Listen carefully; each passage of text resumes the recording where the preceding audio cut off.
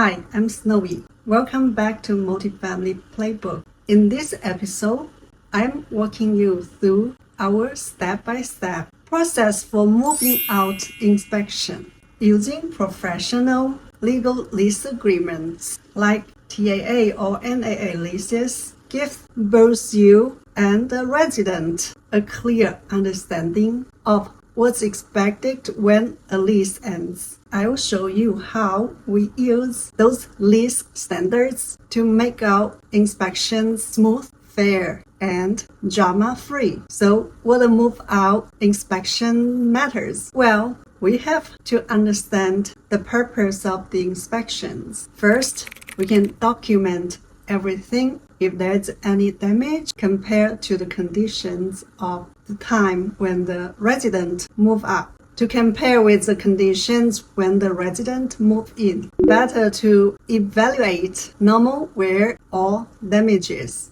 And then to justify any deposit deductions and to avoid disputes. Well, I didn't say even you do the fair and legal inspections, any of the above mentioned situations wouldn't happen. But to do our best is what the purpose for move-out inspections. When the residents know what to expect, and it's all already in the lease agreement, the whole process feels less personal and more professional. Remember, it's just for business, nothing personal. So on our practice, our communities, before we move out, we always give our residents at least 60 days to let them know. We always send out notice to renew or to move out notice for the residents so they can choose if they're going to renew the lease or they are going to move out. So we can have an idea when they are moving out.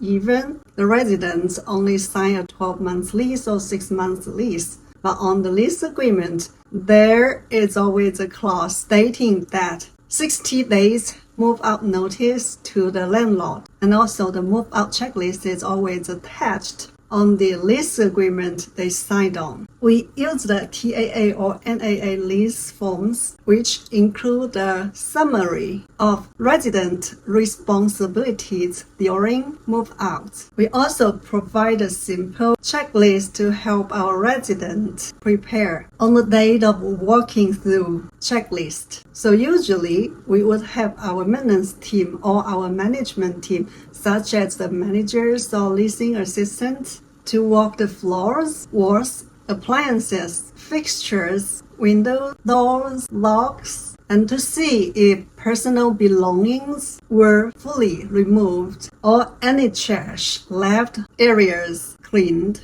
We require our team to take pictures and upload to our property management system and document everything. The pictures would be the best way to protect both sides, the landlord and also the residents. If needed, we can offer the options for the resident to present while we are doing the walking through. And we also use the consistent documentation formats such as digital pictures and printed and keep everything under the profile of each resident. So how do we define the damages and normal wear and tear? For example, carpet, if it's light traffic, that's normal wear and tear. And if you see pets damage or stand on the carpet, you have to replace those carpet. That's damage. And sometimes the move-out resident would argue with you, that's normal wear and tear. Even the carpet is damaged and not be able to be fixed or just clean. Worse, if there are small nail holes, those pretty much are normal wear and tear. But remember, 2010, we rented a pretty new apartment and I had a few nail holes just to hang on the curtain. We got charged for deposit just because there were few the nail holes on the wall. And if you see any crayons or painting or drawing or anything like that, and they were not clean, they have to be painted over. Then those are the damages. And then also blinds, if you see slight fading, then pretty much it's the normal wear and tear. But if they are broken or missing slats, then they are damaged. They have to be replaced. Under the TAA or NAA leases, we use clear written policies on what's considered resident damages, and we follow those rules consistently. Security deposit return. Most of the states, the landlords are required to return the security deposit within 30 days upon move out. Don't forget to add the written itemized damages if you need to charge any damages, and make sure those deductions are clear and list. Well, if there are any invoices or receipts from the repairs by the contractors, you can attach that to the resident profile as well. But most of the time, like our communities, we do most of the items in-house, and we just need to document everything, including pictures. If you are using a TAA or NAA lease, you already have the deposit rules built in. Follow them to the letter.